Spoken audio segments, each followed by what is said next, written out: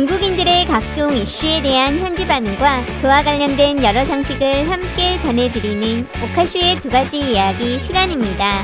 이번 시간에는 대중교통 관련 이야기를 소개해 드리려고 합니다. 지난 10월 말 중국의 한 온라인 채널에 왜 한국이 선진국인지 발전된 한국 대중교통에 대한 영상이 하나 올라왔습니다. 게시자는 한국인과 결혼해 한국 생활 10년 차인 중국 여성으로 일부 영상 속에서는 중간중간 전형적인 중국인의 입장에서 남겨지는 편견들도 발견할 수 있었지만 전반적으로 중국 온라인상에 널리 퍼져 있는 한국에 대한 오해와 공격성 발언들에 대해 자신이 직접 찍은 영상과 지식을 통해 분석하고 해명하는 내용을 담고 있었습니다.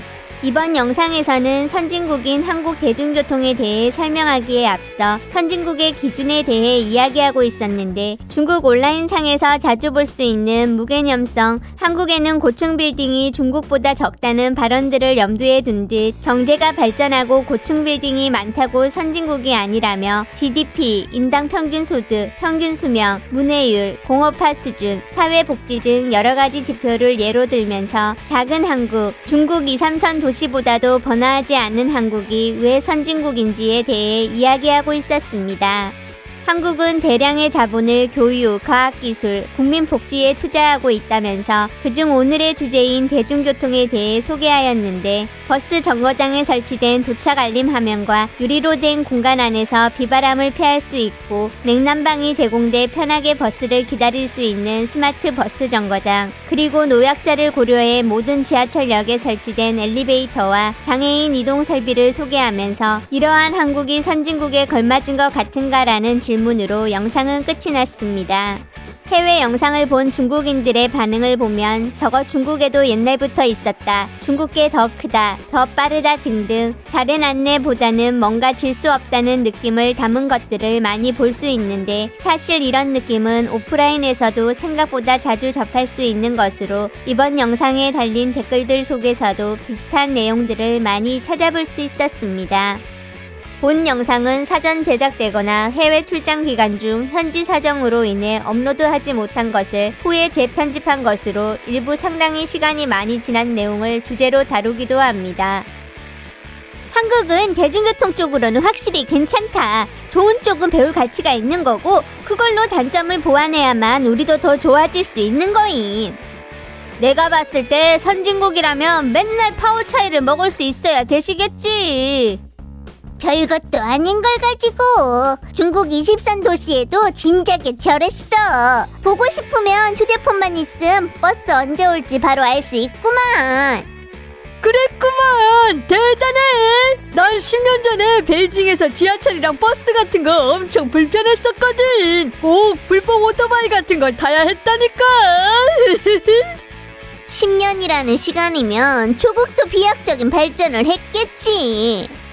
그럴 리가. 광저우는 15년 전에 이미 오토바이 금지시켰다고.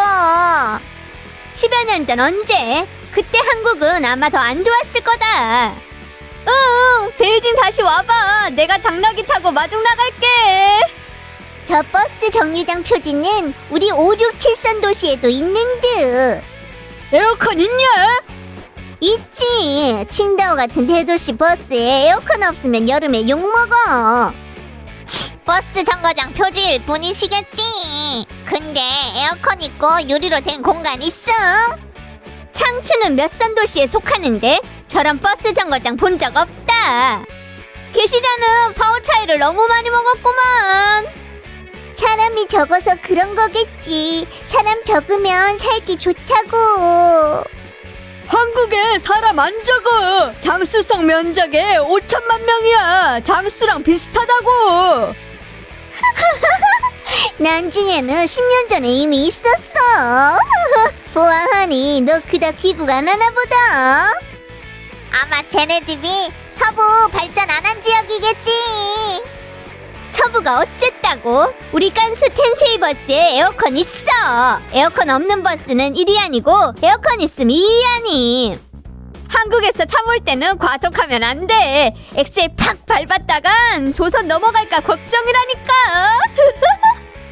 이런 교통은 중국 많은 도시에서 완전 별거 아니잖아. 휴대폰에 다음 차 언제 오는 거랑 정거장도 실시간으로 뜨니까 얼마나 오랫동안 귀국을 안 한 건데.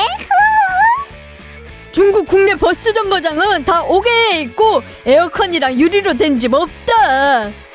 우리 쪽엔 있다고. 솔직히 말해서 요 몇 년간 대도시 중에 베이징, 상하이, 항저우, 수저우, 셔냥, 정저우, 시안 저런 거 본 적 없다. 우리는 공공 화장실이랑 차 기다릴 때 휴식 공간이 모든 정거장마다 다 있고 여름에는 안에 아침밥도 있음. 엄청 편해. 요즘은 대부분 다 지하철 타지 버스는 무슨. 계시자는 오랫동안 중국 안 돌아왔나 보네. 저 버스가 발전한 거라고? 한국 띄워주는 거야. 확실히 중국보다 조금 더 좋긴 하다. 중국 디지털 버스 정거장은 일부는 화면에 뜨긴 하는데 언제 도착한다는 건지도 잘 모르겠다고. 형씨, 현실을 받아들여. 너 휴대폰 없냐? 휴대폰에 뜨잖아. 노인들은 못 하잖아. 우린 노약자, 장애인들에 대한 관심이 확실히 부족함. 급여 수준에 있어선 우리나라는 아직 차이가 완전 커.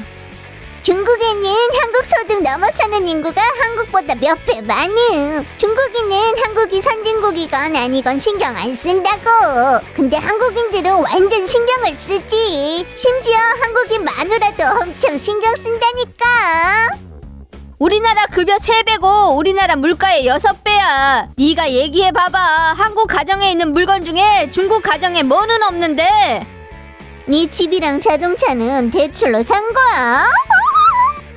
지역을 봐야겠지. 베이징, 상하이, 광저우, 선전에는 한국 소득 수준 사람 널렸어. 전 중국 중산층 합치면 한국 인구 한참 넘어서고 물가로 따지면 생활 수준은 더군다나 한국을 얼마를 넘어선 건지 모르는 거라니까. 베이징, 상하이, 광저우, 선전도 안 됨. 한국 최저임금 기준은 만여 위안인데 저기는 2천여 위안이잖아. 차이를 직시해야 한다. 절대 다수 일반 시민들 소득을 신경 써야지 소수 중산층이 아니라. 한국은 먹는 쪽으로는 엄청 쪼잖아. 집에서 밥 먹을 때도 다 작은 접시에 반찬들이고 야채국이라도 먹으면 그냥 다 맛있는 거라니까. 암튼 먹는 게 북방 쪽이랑 같아서 하루에 고기 한 끼 먹는 것 뿐이다. 버스 완전 별로고 길거리에는 전선들이 엉망임. 쟤들이 BAT 버스 시스템을 알려나 모르겠네. 길거리에 자전거 도로도 안 보이고 공유 자전거도 안 보이던데. 공유 전기 자전거는? 청도 지하철은 550여 킬로인데 다 엘리베이터 있음. 한국 한청 지하철은 몇 킬로나 있음. 올려놓은 청도 지하철이 쟤들보다 딸리냐? 우린 개발도상국이고 계속 끊임없이 발전할 거야. 우리 인당 평균 소득도 괜찮은 편인데 거기다 중국은 노숙자가 없잖아. 우리 집 근처에는 노숙자 있는데 우리 둘은 서로 다른 중국에 살고 있나 보다. 저런 교통이 발전한 거야? 그저 인당 평균 소득이 우리보다 조금 더 많은 거지. 다른 건 진짜로 눈에 안 찬다. 너 왜 한국인들은 다들 집 임대해서 사는 건 얘기 안 함? 복지가 좋다는 거 말도 마라. 나 웃음 터지니까. 식품 물가는 몇십 배라고. 선진국에서 선진적인 게 물가 쪽인 거지. 예를 들어서 우리나라에서 3,000위안이면 맨날 고기랑 수박 사고 남는 돈이 있는데 한국에서는 10,000위안으로 맨날 고기랑 수박 살 수 있음? 그러게 많은 사람들이 이런 이치를 모른다니까. 인당 평균은 우리 3배 넘고 평균 물가는 2배 전후야. 각종 복지까지 사는 게 나름 괜찮다고. 많은 사람들의 댓글을 봤는데 진짜 사람 실망스럽게 만든다. 중국은 발전이 빨라서 어떤 부분은 확실히 한국보다 낫겠지만 문제를 볼 때는 전반적인 걸 봐야지 단편적인 게 아니라. 이러면 니들하고 인도 사람들이 뭄바이가 아시아 넘버원이라고 하는 거라 뭔 차이가 있음? 자신감은 가져도 되지만 무지하면 안 된다고. 난 중국이랑 한국에 대해 나름 이해하고 있는데 개인적으로 한국인들의 성격이 엄청 싫지만 전반적인 의식은 우리가 높여야 된다는 걸 인정 안 할 수가 없다. 구체적으로 말은 안 하겠지만 전염병 끝나면 다들 여기저기 나가서 외부 세계에 대해 알아봐라. 부분에 미혹되지 말고. 공공시설 인간 친화적인 건 진짜로 우리가 아직 부족하고 갈 길이 멀다. 전에는 외국 보면 우와 고층 빌딩에 완전 발전했네. 지금 외국 보면 어이구 발전은 고층 빌딩을 보는 게 아니야. 이 세계의 발언권은 서방이 잡고 있는 거겠지. 넌 그저 앵무새일 뿐인 거고. 한국 지하철은 누가 건설한 건데?